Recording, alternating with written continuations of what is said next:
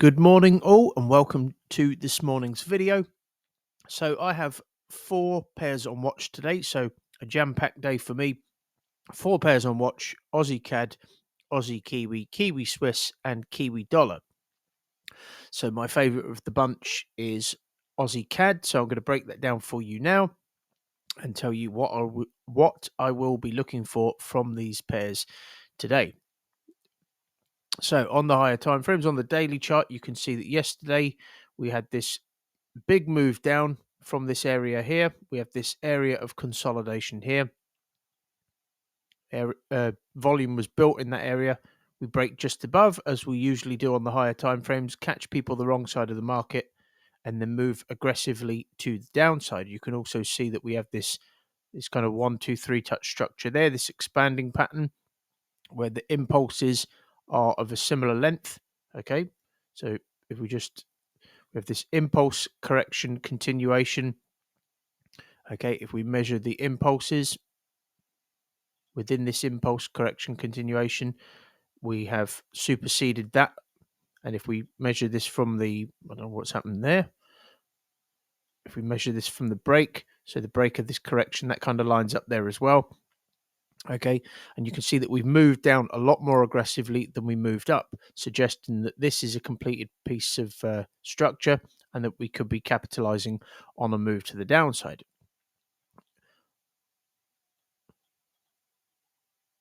You can see that we're now stalling at this area. I would imagine this is a bit of profit taking. This is not typical.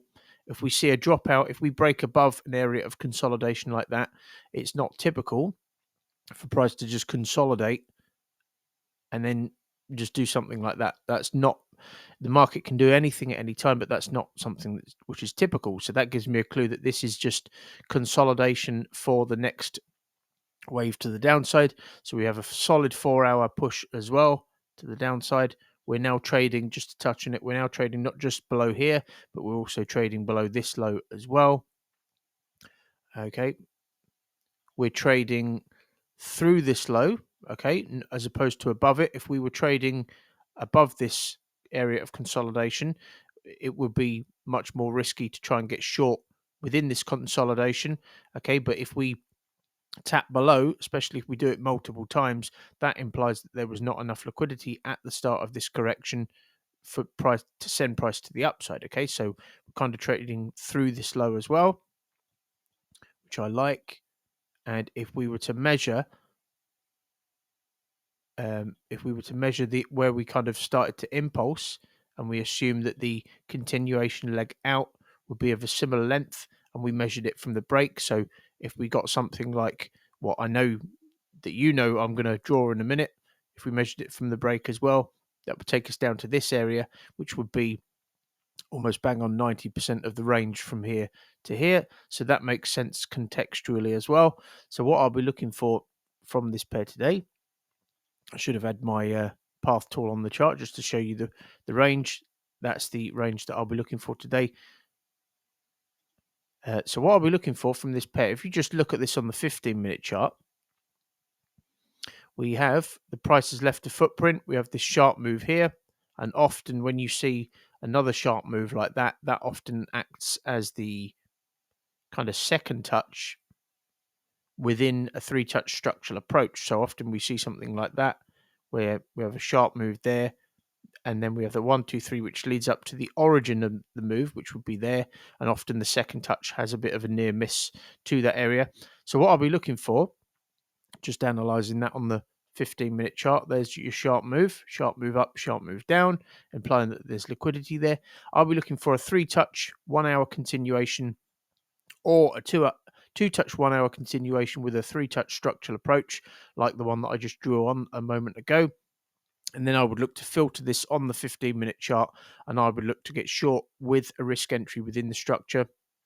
And then I would be able to manage it down to these lows for something in the region of 2%. And then, of course, if we kept going down to that target, there is something in the region of 10% to work with. But what I would do is I would trail my stop loss, and I would measure it from range to range.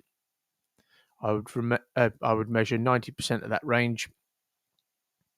I would set a take profit there, so that would be about 8.5%. Obviously, we may have to have a slightly excuse me, we may have to have a slightly wider stop loss depending on how the structure shapes up, if it shapes up at all, and then I would trail my stop loss at the same time. So that is Aussie CAD. So I would be well positioned.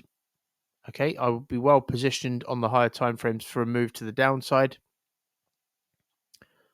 As you can see there, well positioned on the higher time frames, well positioned on the lower time frames. The sequence would look pretty good. We've tapped that area of value, and we've moved down by way of these little tighter corrections into this slightly larger tighter correction. That is a reliable looking sequence, and if the market was to take me out, why would it do so?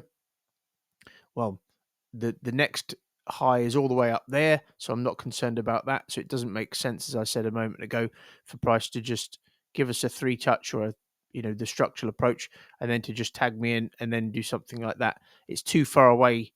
That doesn't look typical compared to what I've seen. Okay, so that is a low risk position. So these are all going to look pretty similar today, but Aussie Kiwi on the higher time frames. I didn't manage to get an entry on this yesterday. It did do what I was forecasting, but we tapped the area of value. The next area of value is all the way up there, or we could say that one. There's multiple near misses. This is partly why this is lower down on the list, but they are a long way away relative to this high here. But you can see we got to this area by way of exhaustive price action.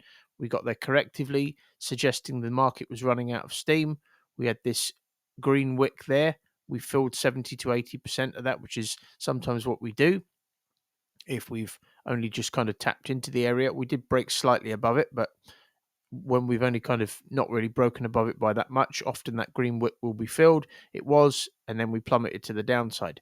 Yesterday, we ended on a bit of a wick. This is not abnormal for a pair like Aussie Kiwi, but it doesn't surprise me, or it wouldn't surprise me, if we have this heavy-bodied daily candle followed by a bit of a wick. It wouldn't surprise me if price consolidates sideways for a period of time. And I said to you that because of these near misses yesterday, I said that what may be happening is we may be seeing a shorter term move, okay, where we get something like that.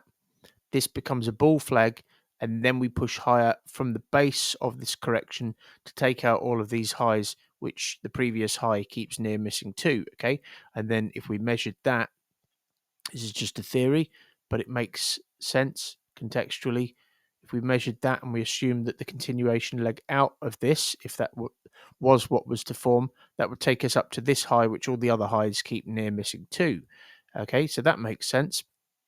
And of course, as we know in these bull flags, often we have a bit of a near miss. We push back up, we push back down, we break the start of the correction and then move higher. So in this instance, if I was looking to get short, it does make sense to me contextually to set a take profit at, measure from here to the start of this correction and set a take profit at 90% of the way. If I was looking to get short, because of the fact that we could near miss, come back down, this could become a bull flag and then we push higher, if that makes sense. So I'm asking myself, if I was looking to get short today, would I be well positioned on the higher time frames for a move to the downside? The answer is yes, because we've tapped the area of value and we've dropped out. It doesn't make sense. If price is pushing higher to take out these highs that it near missed to, it needs to build volume within here to send it to the upside, okay, now that it's tapped into this area. So I would be well positioned on the higher time frames. I would be well positioned on the lower time frames for a move to the downside. You can see we've dropped out of all of this consolidation now. We came back up. We retested the back end of all of this volume yesterday by way of this wick, and now we're consolidating underneath all of this and underneath this retest.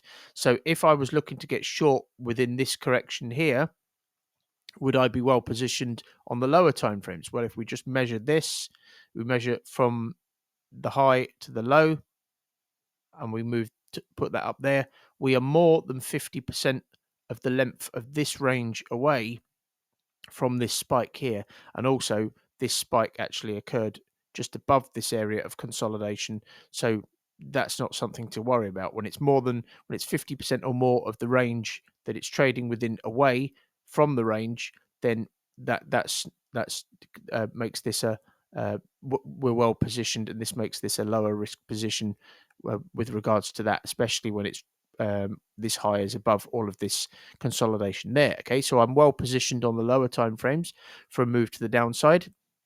I asked myself, what does the sequence look like? Well, the sequence is not typical. If you look how much we've pulled back here relative to the move up which has preceded it, the same thing here, but we've kind of negated that, as I said yesterday, because of the fact that we just dropped out of all of that. So although the sequence is not fantastic, because we've just dropped out of it, that implies that this is not a middle section to push higher, because price did not find enough liquidity down here to send it to the upside for this to be a middle section. And one of the reasons is because the value areas above all of this are so far away. Okay, so we just dropped out.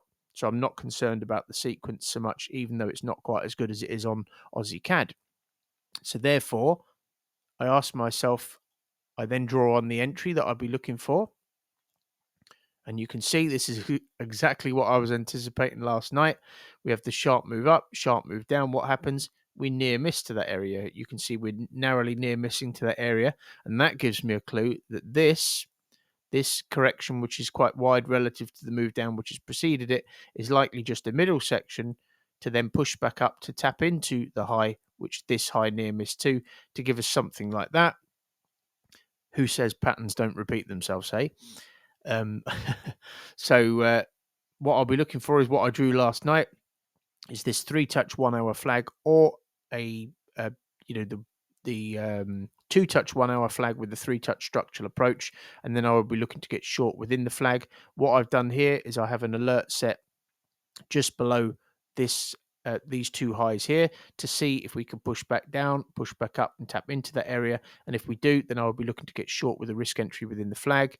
And then if we measure where price started to impulse, so there, okay, and we assume that the leg out of it would be of a similar length, that would take us to bang on at the start of this correction. So that's why I measure my impulses and corrections the way I do, because mathematically they usually line up, because there's human psychology involved, and human psychology repeats itself over and over again. So this is just a short-term trade. And then, as I said, I would measure from there to there, set a take profit at the 90% mark, and then I would trail my stop loss accordingly. So just potentially just a shorter term move on this pair. So that is Aussie Kiwi. I'm going to have to speed up a little bit because I've only kind of got 5 minutes per. So these would be lower risk positions. There's no reason, given how far the higher time frame highs are away, for price to just tag me in and then start moving all the way back up here. That doesn't, I can't remember seeing that too many times. So this is a low risk position as well. And of course, these are always positions which I'm situationally in a position to take. Onto the slightly higher risk positions. And you can see here that we have, I'm not surprised. Look at this. We have this big, heavy-bodied red candle with a big wick above it, suggesting that we washed out a lot of liquidity there. And I'm not surprised, because if you look at this area of consolidation here, there was a big, massive sell-off last time around, suggesting that there is a lot of liquidity here. Okay, well, there must have been for such an aggressive move to have occurred. And what happens? We break just above and we completely capitulate to the downside. I like the fact that we are trading now back below this wick and back below all of these highs and the area of value itself. You can see we're pulling up a bit. We have a near miss here to this low here. That also makes contextual sense for a move to the downside. So I will be well positioned for a move to the downside on the higher time frames.